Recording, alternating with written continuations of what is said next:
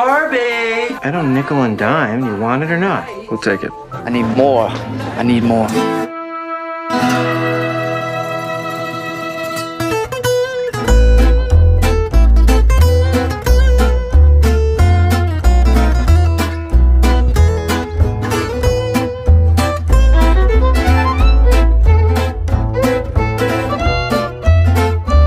I counted it twice. 2.5.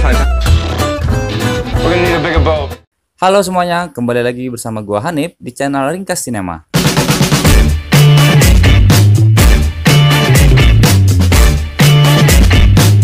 By the way, apa kabarnya kalian hari ini? Semoga kita semua selalu sehat dan bahagia sampai akhir hayat. Pada video kali ini, kembali saya akan menceritakan sebuah film berdasarkan kisah nyata kehidupan seorang pengedar narkoba terkenal di era tahun 70-an. Film berjudul Blow yang dirilis pada tahun 2001 ini merupakan adaptasi dari buku biografi George Young berjudul Blow, How to Small Town Boy Made 100 Million with Meddling Cocaine and Lost It All, karangan Bruce Porter yang terbit pada tahun 1993.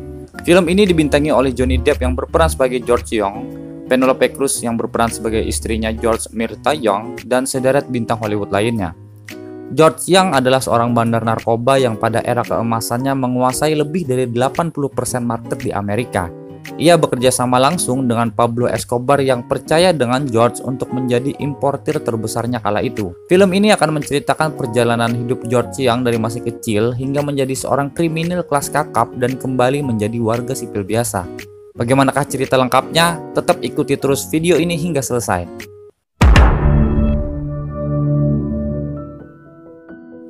Film dibuka dengan narasi suara dari George yang menceritakan masa kecil hidupnya di sebuah kota kecil bernama Weymouth di Massachusetts.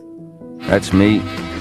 And that's my best friend Tuna. George kecil sangat mengidolakan ayahnya yang tak kenal menyerah dan selalu berbuat yang terbaik untuk keluarga. Bagi George, ayahnya adalah seorang pahlawan. Saat itu, keluarganya sedang mengalami situasi perekonomian yang sangat sulit, sehingga membuat ayahnya George yang bernama Fred Young harus mengajukan pailit dan usahanya pun dinyatakan bangkrut. Disinilah George selalu mendapatkan sebuah nasihat dari ayahnya yang menyebutkan, meskipun penting tetapi uang bukanlah segalanya. Sebuah pesan yang kemudian baru dipahami oleh George berpuluh-puluh tahun kemudian. Money isn't real, George. Doesn't matter. It only seems like it does. Pada tahun 1968, George bersama sohib akrabnya bernama Tuna pindah ke Los Angeles, California. Mereka berdua tinggal di sebuah kosan kecil di dekat pantai. Disinilah George kemudian mengenal dunia perganjaan dari seorang wanita bernama Barbara yang berprofesi sebagai seorang pramugari, yang pada akhirnya dipacari oleh George. Pada suatu ketika, Tuna datang dengan membawa sebungkus ganja. Ia kemudian menyarankan kepada George agar mereka berjualan ganja di sekitaran pantai untuk mendapatkan penghasilan. Mendengar hal tersebut, Barbara lalu berinisiatif untuk mengenalkan George dengan kenalannya bernama Derek Forreal, seorang pengedar ganja yang mempunyai beberapa cabang usaha. Barbie! George dan Derek kemudian bertemu untuk pertama kalinya di sebuah barbershop kepunyaan Derek. Di sini Derek sepakat untuk memberikan sekantong besar ganja untuk George dan Tuna memulai bisnisnya. George dan Tuna lalu menjual ganja-ganja itu di seputaran pantai Manhattan. Mereka kini mulai menghasilkan banyak uang. I built a reputation for myself. People even started calling me Boston George. Pada suatu ketika, seorang teman George dari Boston bernama Kevin datang berkunjung ke kosannya. Ia lalu disuguhi ganja oleh Tuna. Sadar kalau kualitas ganja yang dijual oleh George adalah ganja dengan kualitas tinggi, Kevin lalu menyarankan George untuk memulai bisnis lintas negara bagian, karena permintaan ganja di daerah Boston sangatlah tinggi. Perlahan namun pasti, Kevin dan George melakukan kesepakatan bisnis dengan melibatkan Barbara yang bekerja sebagai pramugari sebagai kurir tunggal mereka. Hey, Barbara. Kevin.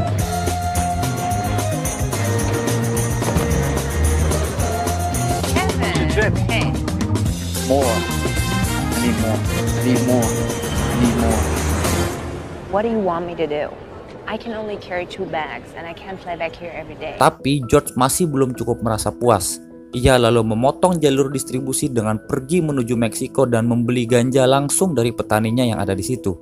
George akhirnya bertemu dengan Santiago Sanchez, seorang petani sekaligus penyalur ganja resmi yang mampu menyediakan suplai sebanyak apapun yang diminta oleh George.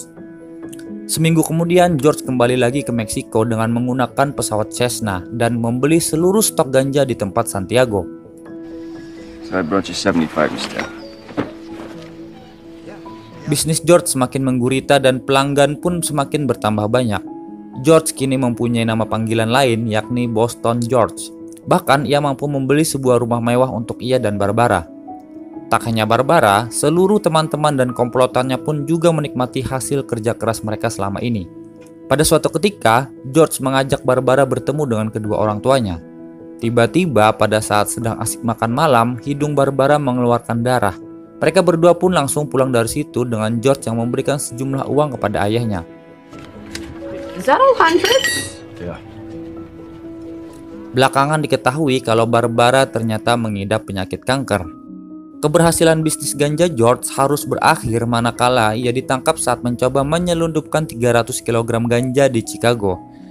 Kasus George akhirnya sampai di meja persidangan dan ia dituntut hukuman badan selama 2 tahun penjara. Saat sedang menjalani proses hukum, Barbara meninggal dunia.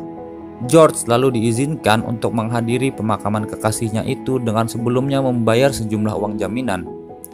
Kematian Barbara menandai bubarnya komplotan pengedar ganja Boston George. George akhirnya menjadi buronan karena tidak kembali lagi ke Chicago. Ia justru bersembunyi dengan mengunjungi rumah orang tuanya. Hi, Mom. It's okay, Mom. Georgie! Hi, Pop. George, I thought I heard something. How are you? Tapi ternyata ibunda George yang tahu tentang masalah anaknya menelpon polisi dan akhirnya George pun ditangkap. I had no choice. Everyone knows you're a drug dealer. It's no secret. George akhirnya dijatuhi hukuman badan sebanyak 26 bulan di penjara federal Danbury, Connecticut. Di dalam penjara itu, George kemudian bertemu dengan teman sekamar bernama Diego Delgado, seorang kriminal yang punya koneksi langsung ke kartel Medellin, Colombia yang dipunyai oleh Pablo Escobar.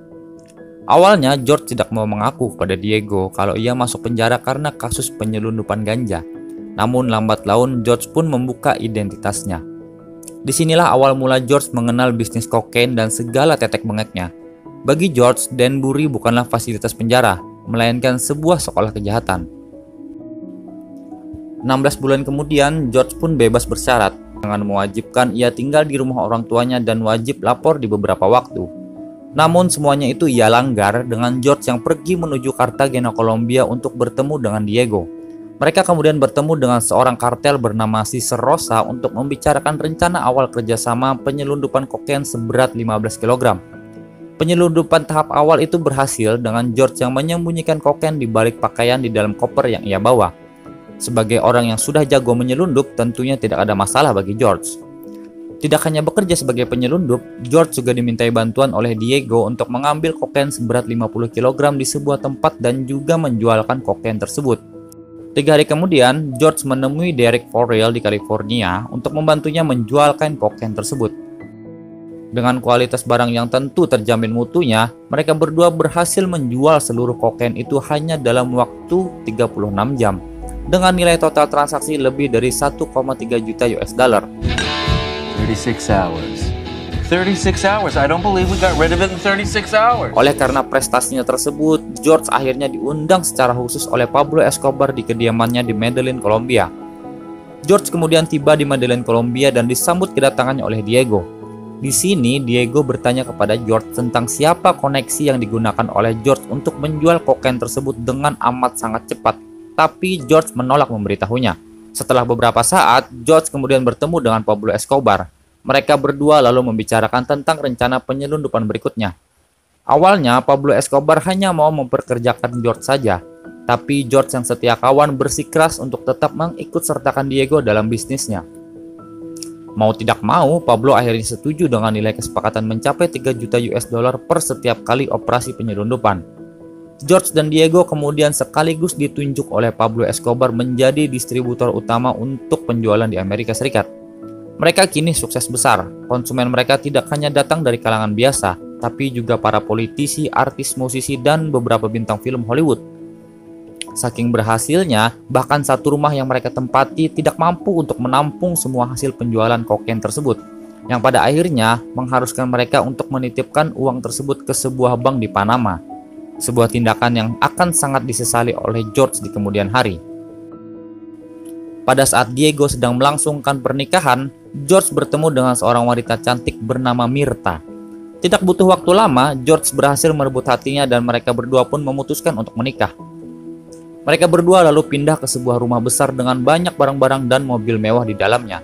Mereka kini hidup dalam kemewahan semu hasil uang haram transaksi narkoba. Pada suatu ketika, George dipaksa oleh Diego untuk memberitahukan siapa koneksinya yang berada di California yang selama ini menjadi lumbung utama penghasilan mereka dalam menjual kokain. George akhirnya dengan terpaksa mengenalkan Diego dengan Derek For Real, orang yang berjasa besar dalam menjualkan kokain ke kalangan selebriti di Amerika. Ternyata awal perkenalan itu merupakan sebuah kemunduran bagi George. Karena beberapa waktu kemudian, George mengetahui kecurangan mereka berdua yang berkhianat di belakangnya. Diego mengambil alih penjualan kepada Derek yang tadinya dimiliki oleh George, dan George akhirnya ditendang keluar dari bisnis haram tersebut. George lalu mendatangi Diego di sebuah pulau pribadinya seluas 160 hektar yang baru saja dibeli oleh Diego. Tapi semua terlambat. Bisnis is bisnis. Tidak ada saudara dalam bisnis. Uangku ya uangku, uangmu bisa jadi milikku. Maybe I did betray you a little bit. Momen kelahiran putri tunggalnya dan juga serangan jantung yang menimpa George membuat dia insaf dari bisnis ilegal yang telah membuat ia kaya raya tidak terkira. George lalu berjanji hanya akan menghabiskan sisa waktunya untuk kebahagiaan putri kecil mereka dan keluarga tercintanya.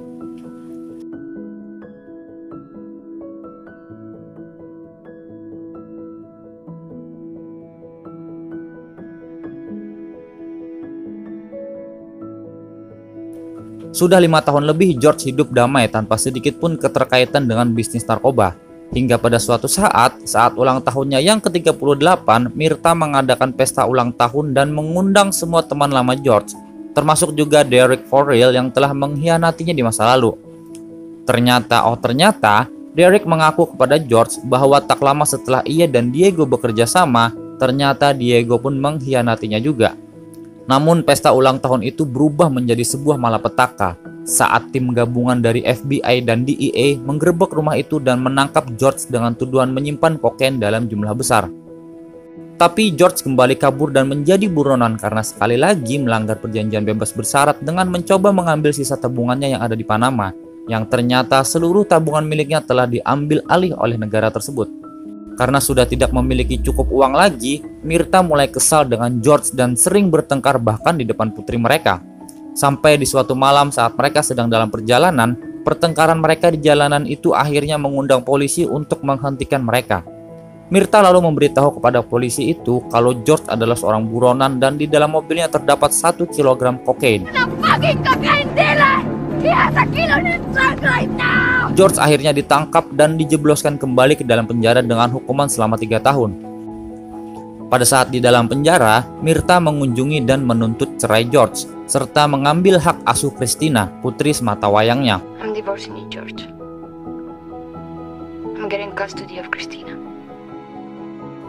Setelah bebas dari penjara, George berusaha memperbaiki hubungannya dengan putri sematawayangnya yang marah kepada dirinya. Ia kemudian meminta izin kepada Mirta agar ia diperbolehkan untuk ikut merawat anak kesayangannya itu. Bagi George sudah tidak ada lagi yang harus ia perjuangkan selain kebahagiaan putri tercintanya itu. Namun karena keterbatasan finansial yang George miliki membuat beberapa rencana ia terhadap putrinya itu harus mengalami penundaan. Kemudian demi menghidupi putrinya secara layak dan demi masa depan yang lebih cerah, George kemudian menghubungi teman lamanya untuk membantu ia kembali lagi terjun ke dunia hitam untuk menyelundupkan narkoba dari Kolombia untuk yang terakhir kalinya. Tapi sayangnya George tidak mengetahui kalau misi yang ia jalankan bersama dengan rekan-rekannya itu adalah sebuah misi jebakan yang dirancang oleh FBI dan DEA yang telah lama mengincar George. Dan tak lama kemudian petugas gabungan pun masuk ke tempat itu dan menangkap George seorang diri. Yang pada akhirnya George kembali dijebloskan ke dalam penjara dengan hukuman yang tidak tanggung-tanggung, yakni 60 tahun penjara.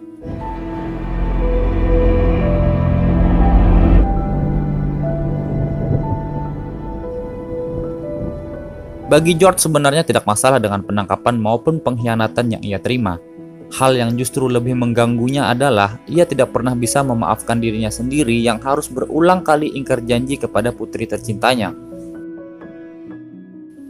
Pada saat di dalam penjara, George meminta keringanan agar ia bisa menjenguk ayahnya yang dikabarkan sedang sekarat. Tapi sayangnya ibunya sendirilah yang tidak mengizinkan untuk mereka bertemu. George akhirnya hanya diizinkan untuk menyampaikan rekaman pesan suara yang isinya adalah sebuah ungkapan terima kasih kepada orang tuanya dan juga penyesalan yang teramat sangat. George kembali teringat dengan pesan dari ayahnya saat ia masih kecil. Kini ia baru menyadari bahwa apa yang dikatakan oleh ayahnya tentang uang itu adalah benar adanya. Uang memanglah penting, tapi uang bukanlah segalanya. Begitu kata ayahnya George. Scene kemudian berpindah dengan George yang dikunjungi oleh putrinya yang sudah beranjak dewasa. Namun semua itu ternyata hanyalah imajinasi George belaka.